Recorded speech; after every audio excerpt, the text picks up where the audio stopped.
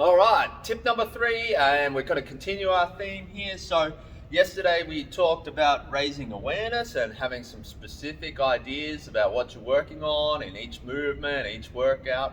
And so with that in mind, we've got 2 tips or 2 directions to go today. So the first one you can see here is keeping a training diary or a training log. So this can be whatever you prefer, whether it's online or paper or a combination of both. But this is a very good way to increase your awareness of what you're doing. So the key things to track in your training diary, obviously, what the workout was, what weights and sets and reps you did, so the basic numbers. But then I would suggest, if you're not sure, then writing down 1 or 2 tips what you should be working on. So if the workout was deadlift, 5 times 5, just something simple for this example, then you can write on there, if your problem is sometimes the setup, just write setup on there, just as a way of focus on. So rather than just thinking, hey, I've got to get better at deadlifts, now you're thinking, I've got to do better in my setup. And it's a much more specific cue. And then of course you can go into more detail there, but often it's just enough.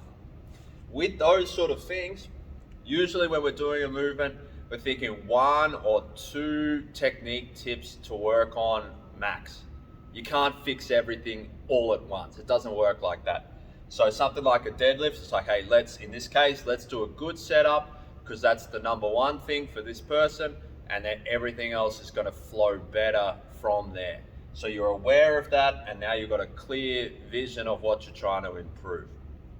So another example, if we're doing a conditioning workout, let's do 5 sets of 20 squats, 20 push-ups. All right, basic workout, but obviously going to be very challenging if we're thinking about push-ups especially. So here, maybe the tip is do the first round slowly. So first round slow, I'm not going to write it down, but that's something you could write down there, just as a reminder to yourself. Now, as a follow-on to that, in your training diary, the best thing to do for that workout would be to write down your round times. So you're going to get 5 scores, and then a total score at the end. 5 rounds, first one, whatever, we've got 2 minutes, and then the next round, you can do the maths later, maybe it's 4:25, and then you can work out that second round took you a bit longer, and so on.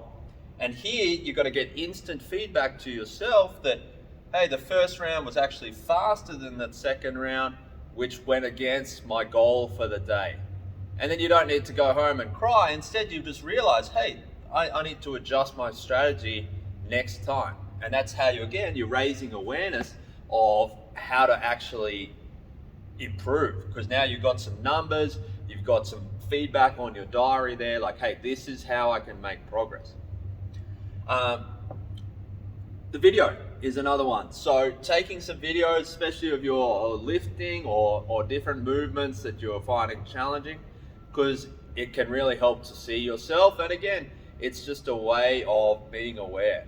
Now, if you combine that with something, so let's say you take a video of your deadlift and you look at your setup, because you might hopefully have a vision in your mind about what a good setup is going to look like, and then you check on the video, yes, no, happy, sad, and then you just look for things to improve. You don't want to video every single rep all the time. I mean, you don't want to be that narcissistic, but we can just do some, and then it helps. Of course, this is not limited to strength work, so have a think about things like toaster bars or handstands or whatever it is. But just have a look, and you'll be able to compare yourself to what you think is happening, to what is actually happening. Again, raise more awareness about what you need to work on.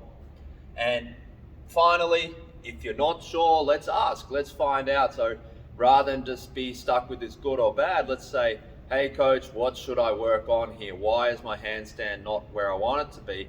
Hey, you're not keeping your arms straight. Then it's like, all right, handstand, arms straighter, let's try. All right, hey, thanks again, and we'll be back again tomorrow with number 4.